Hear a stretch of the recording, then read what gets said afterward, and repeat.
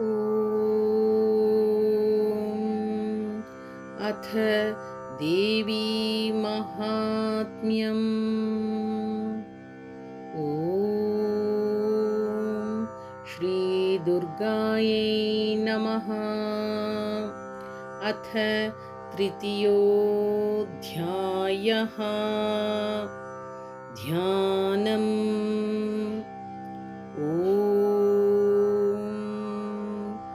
उद्यद्भानो सहस्रकान्तिमरुणक्षौमां शिरोमालिकां रक्तालिप्तपयोधरां जपवटीं विद्यामभीतिं वरं हस्ताब्जैर्दधतीं त्रिनेत्रविलसद्वक्त्रारविन्दश्रियं देवीं बद्धहिमांशुरत्नमुकुटां वन्दे रविन्दस्थिताम्। ॐ ऋषिरुवाच। निहन्यमानं तत्सैन्यम् अवलोक्य महासुरः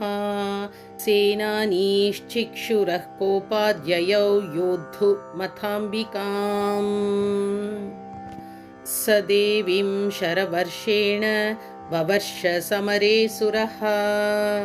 यथा मेरुगिरे शृङ्गं तोयवर्षेण तोयदः तस्य छित्त्वा ततो देवी लीलयैव शरोत्करान् जघान तुरगान् बाणैर्यन्तारं चैव वाजिनाम् चिच्छेथ च धनुः सद्यो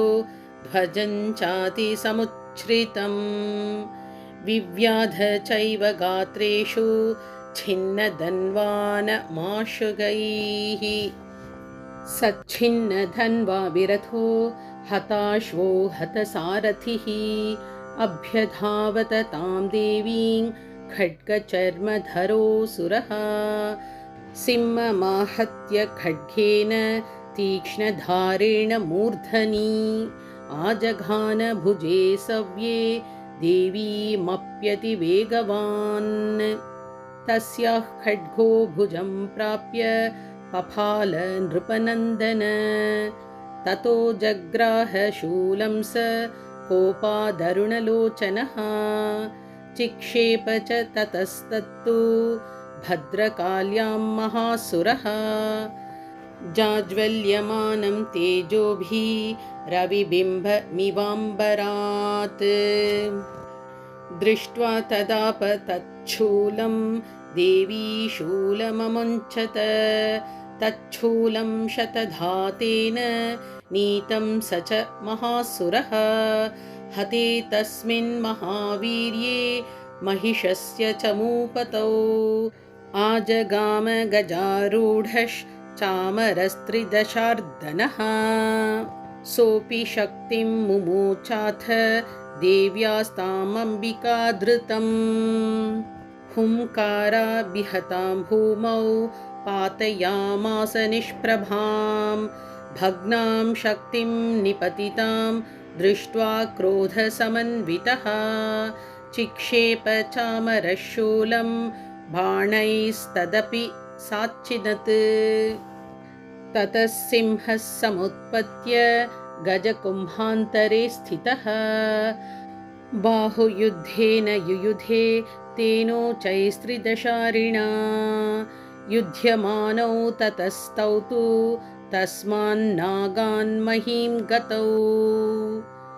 युयुधातेति संरब्धौ प्रहारैरतिदारुणैः ततो वेगात् खमुत्पत्य निपत्य च मृगारिणा करप्रहारेण शिरश्चामरस्य पृथक् कृतम् उदग्रश्चरणे देव्या शिलावृक्षादिभिर्हतः दन्तमुष्टितलैश्चैव करालश्च निपातितः देवी क्रुद्धा गदापातैश्चूर्णयामास चोद्धतम् बाष्कलं बिन्धिपालेन बाणैस्ताम्रं तथान्धकम् उग्रास्य मुग्रवीर्यञ्च तथैव च महाहनुं त्रिनेत्रा च त्रिशूलेन जघान परमेश्वरी बिडालस्यासिना कायात् पातयामास वैश्चिरः दुर्धरं दुर्मुखं चोभौ शरैर्निन्येयमक्षयम् एवं संक्षीयमाणे तु स्वसैन्ये महिषासुरः माहिषेन स्वरूपेण त्रासयामास तान् गणान् कांश्चित्तुण्डप्रहारेण खुरक्षेपैस्तथा परान् लाङ्गूलताडितांश्चान्यान् शृङ्गाभ्यां च विदारितान् वेगेन कांश्चिदपरान् नादेन भ्रमणेन च निःश्वासपवनेनान्यान् पातयामास भूतले